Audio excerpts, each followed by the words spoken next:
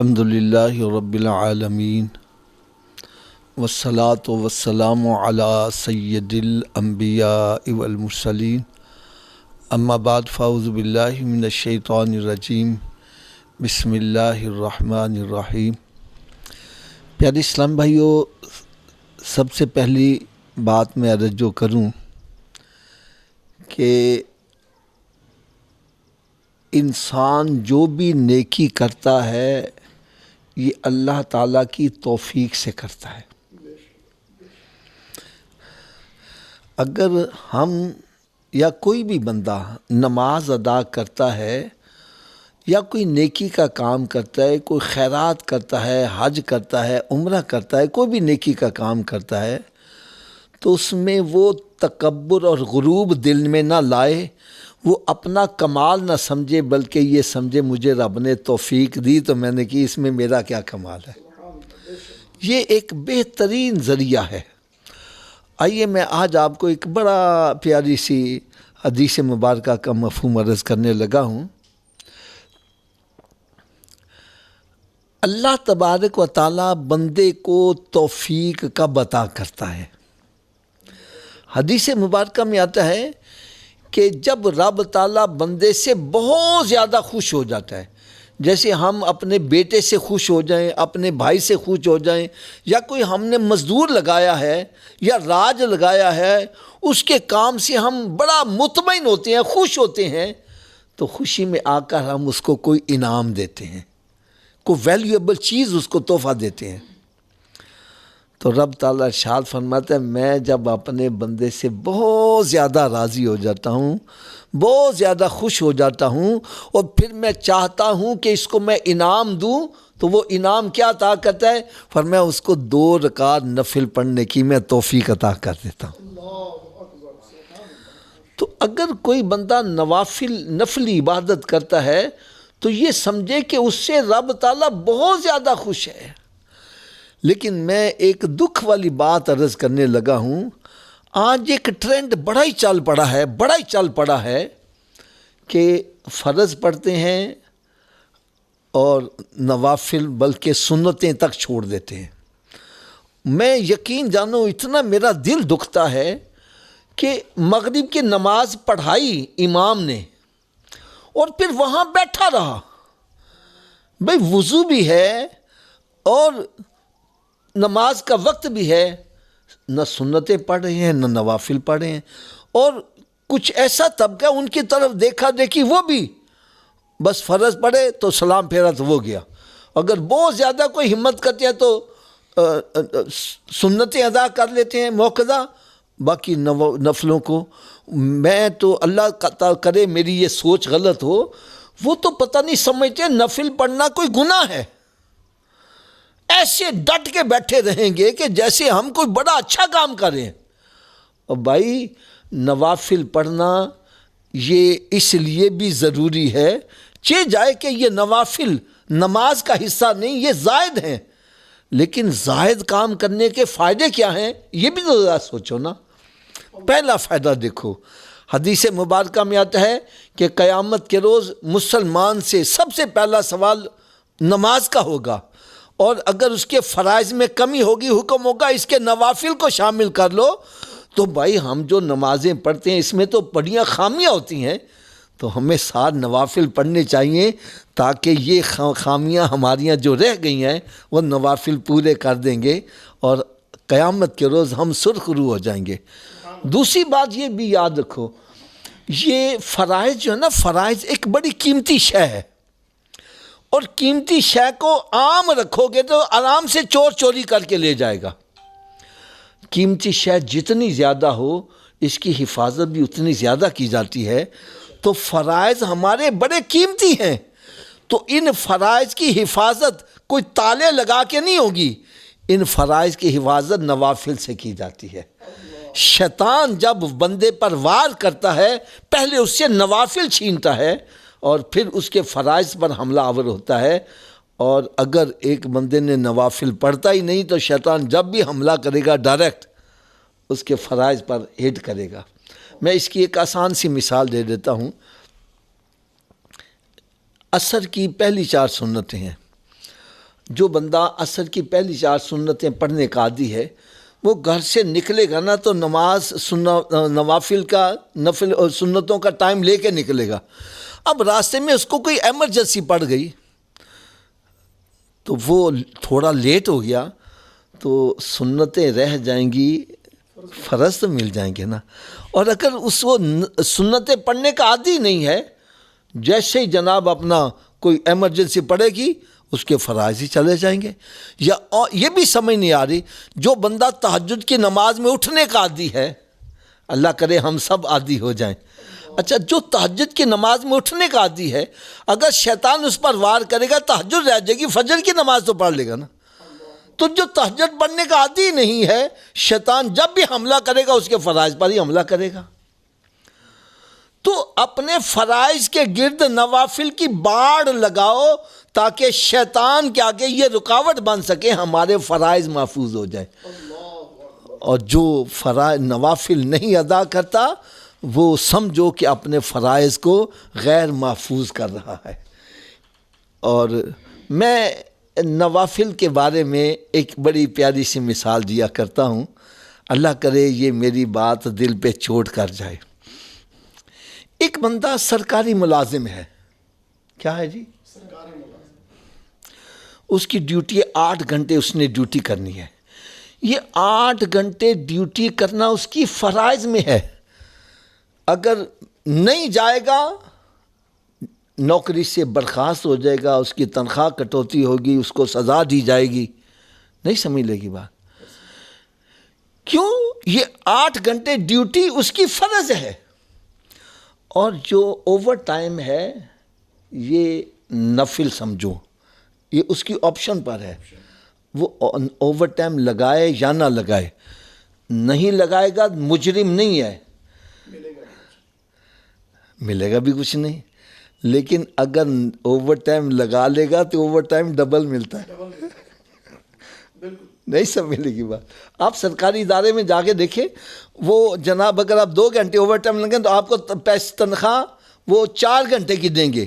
وہ کہتے ہیں بھائی 8 گھنٹے تم نے ڈیوٹی جو کر لی ہے، اس کے بعد اگر یہ تو اوور ٹائم اگر لگائے گا تو ہم اس کو ڈبل دیں گے۔ تو بھائی یہ جو نمازی ہیں نا، یہ ہمارے اوپر فرض ہیں، ہاں نہیں پڑھیں گے سخت گناہ گار ہیں۔ اور نفل یہ اوور ٹائم ہے، نہیں لگاؤ گے مجرم تو نہیں ہے، لیکن ثواب بھی نہیں ملے گا، لیکن اگر نفل پڑھو گے تو ثواب بھی ڈبل ملے گا۔ اچھا ثواب ڈبل کس طرح؟ یاد سنو، ایک تو ثواب آپ کو نفل پڑھنے کا ملے گا، اور دوسرا حدیث مبارکہ میں آتا ہے یتقرب الیہ بالنوافل، جب بندہ نوافل کی کثرت کرتا ہے تو اس کو پھر رب تعالیٰ کا قرب حاصل ہونا شروع ہو جاتا ہے۔ تو دوسرا فائدہ یہ ہے ہمیں قرب خداوندی بھی ملتا ہے۔ لہٰذا اپنے آپ کو اگر چاہتے ہو میرے فرائض کی حفاظت ہو جائے تو اس کے گرد پھر نوافل کے باڑ لگانی شروع کرو یار۔ یہ عادت مت بناؤ کہ نفلوں کو بالکل ہی چھوڑ کے بیٹھ جاؤ۔ نوافل کے فضائل بہت زیادہ ہیں، بلکہ ایک حدیث پاک میں تو یہاں تک آتا ہے جو بندہ فجر کی نماز پڑھتا ہے، نماز پڑھنے کے بعد اپنی جگہ بیٹھا رہتا ہے، کوئی دنیاوی گفتگو یا اور کوئی دنیاوی کے کام نہیں کرتا، یہاں تک کہ سورج نکل آتا ہے، سورج نکلنے کے 20 منٹ بعد کھڑے ہو کے 2 رکعت نفل وہ اشراق کے پڑھتا ہے، رب تعالیٰ اس کو مقبول حج اور مقبول عمرے کا ثواب عطا فرماتا ہے۔ اسی طرح چاشت، اس کی بڑی فضیلت ہے، اوابین کی بڑی فضیلت ہے، اور نوافل میں سب سے زیادہ جو فضیلت ہے وہ نماز تہجد کو ہے۔ کون سی نماز کو ہے؟ تہجد کی فضیلت کیوں ہے اس کی بھی میں چند ایک مثالیں عرض کروں گا۔ جو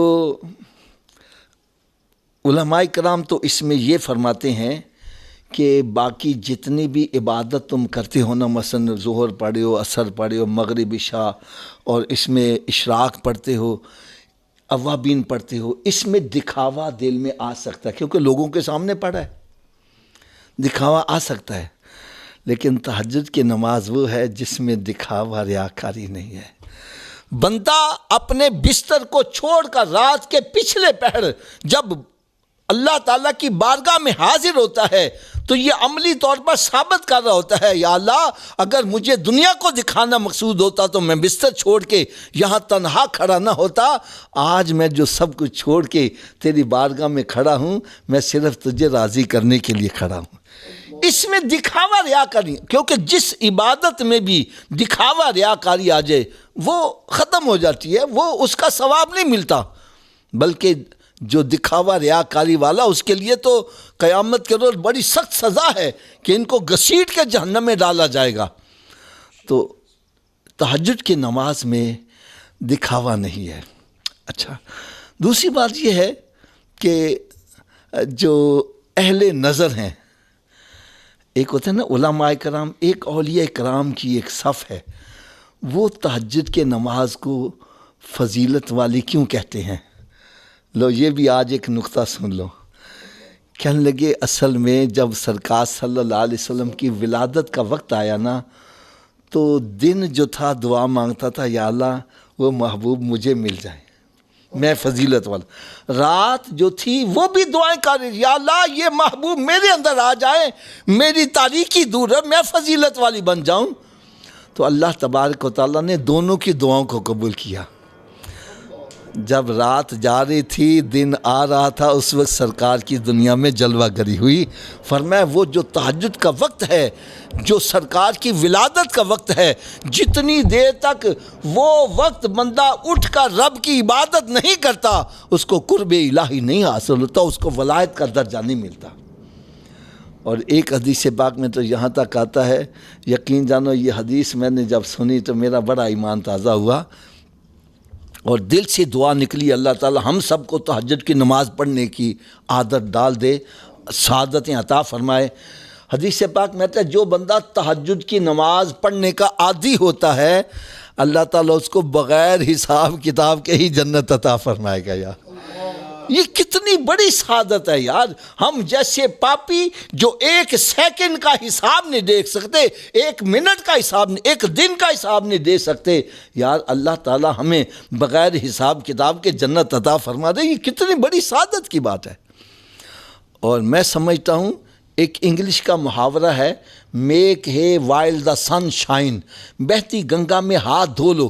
جب یعنی کہ گنگا بہہ رہی ہے تو ہاتھ دھو لو گے، تمہارے لیے کوئی مشکل کام نہیں ہے۔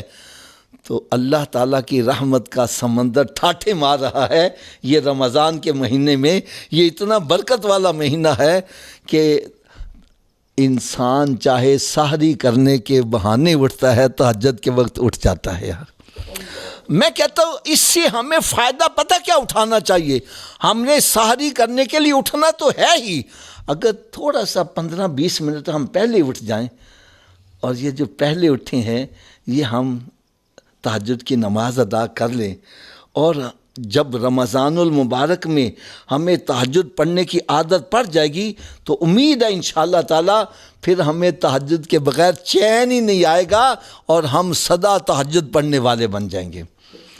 تو بعض بندے کہتے ہیں کہ جناب ہم تہجد چلو پڑھنا تو چاہتے ہیں، تو اس کا ہمیں طریقہ بھی پتہ چل جائے تاکہ ہم آسانی سے اس کو ادا کر سکیں۔ پہلی بات تو یہ ہے کہ تہجد کا وقت کیا ہے، عشاء کی نماز کے بعد اگر بندہ سو کر اٹھ جائے تو جب بھی اٹھ جائے گا تو اس کے لیے تہجد کا وقت ہی ہے، یعنی فجر کا وقت شروع ہونے سے پہلے یہ اس کے لیے تہجد کا وقت ہی ہے۔ لیکن افضل وقت وہ ہے جو رات کا پچھلا پہر ہے، اور فجر کا وقت شروع ہونے سے پہلے یہ جو پہر ہے نا، اس وقت یہ تہجد کی نماز پڑھنا یہ بہت زیادہ فضیلت کا حامل ہوتا ہے۔ تو ہم ساری کرنے کے بہانے تو اٹھتے ہی ہیں، تو اگر ہم اس میں تھوڑا سا مارجن اور کر لیں، تھوڑا سا پیچھے لے آئیں، اور اس وقت اٹھ کے یا جس وقت ہمارے گھر والے کھانا وغیرہ پکانے کے لیے اٹھتے ہیں تو ہم ساتھ ہم بھی اٹھ جائیں، تو ہم استنجا پانی کر کے تو اپنے نوافل پڑھ لیں۔ تہجد کی نماز کے لیے جو ہے نا علماء کرام فرماتے ہیں کم سے کم 2 رکعتیں ہیں اور زیادہ سے زیادہ 12 رکعتیں۔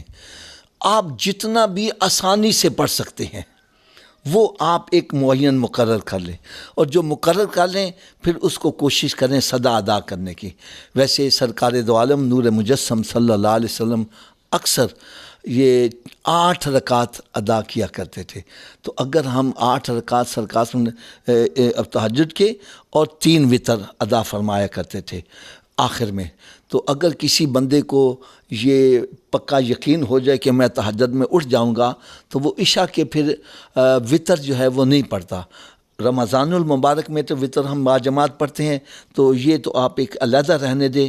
باقی 11 مہینوں میں اگر بندے کو یقین ہو کہ میں اٹھ جاؤں گا تو وہ اس کو چاہیے کہ افضل اس کے لیے یہ ہے کہ وہ وتر جو ہے وہ تہجد کے نماز کے بعد جا کے پڑھے.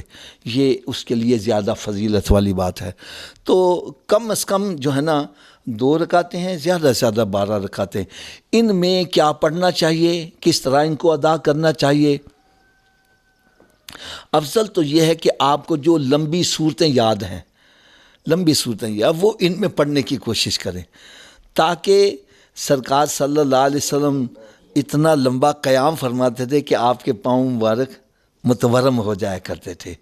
تو ہم بھی کھڑے ہوں، ہمارے پاؤں سوجے، سرکار کی سنت ادا ہوتی چلی جائے. تو اللہ کرے ہم لمبا قیام کرنے والے بن جائیں. اگر ایسا ممکن نہیں تو کچھ میں آپ کو طریقے بتلا دیتا ہوں، اس کے مطابق آپ کریں گے تو بڑی آسانی ہو جائے گی. ایک تو یہ ہے کہ ہر رکعت میں الحمد شریف کے بعد 3 دفعہ سورہ اخلاص پڑھ لی جائے. حدیث پاک میں ہے جو 3 دفعہ سورہ اخلاص پڑھتا ہے رب تعالیٰ اس کو پورا قرآن پڑھنے کا ثواب عطا فرما دیتا ہے. تو اس میں چاہے 2 رکعتیں پڑھ لیں، 4 پڑھ لیں، 6 پڑھ لیں، 8 پڑھ لیں، 12 پڑھ لیں. یہ اس طرح ہر رکعت میں الحمد شریف کے بعد 3 مرتبہ سورہ اخلاص پڑھتے چلے جائیں. اور ایک بزرگوں نے طریقہ اور بڑا پیارا بتلایا ہے.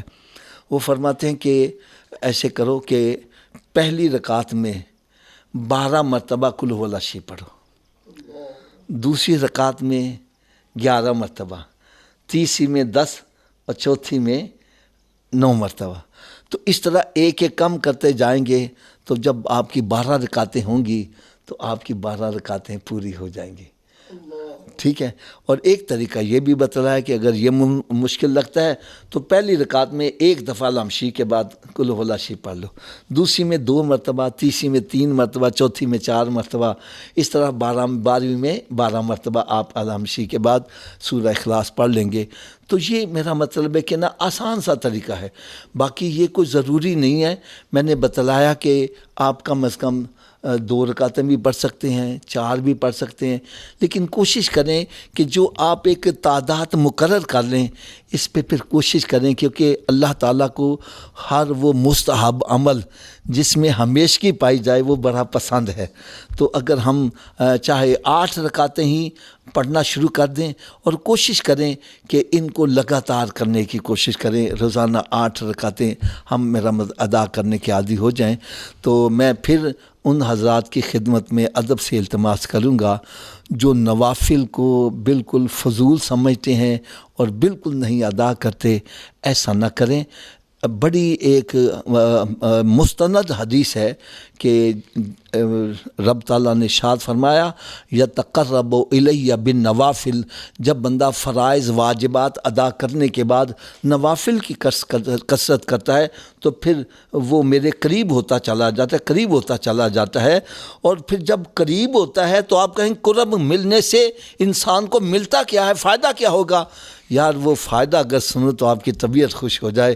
فرمایا جب بندہ میرے قریب ہو جاتا ہے تو پھر ایک مقام قرب وہ آتا ہے کہ میں اس کی آنکھیں بن جاتا ہوں جس سے وہ دیکھتا ہے، اس کے کان بن جاتا ہوں جس سے وہ سنتا ہے، اس کی زبان بن جاتا ہوں جس سے وہ بولتا ہے، اس کے ہاتھ بن جاتا ہوں جس سے وہ پکڑتا ہے. اور پھر انسان کو مقام کیا حاصل ہوتا ہے؟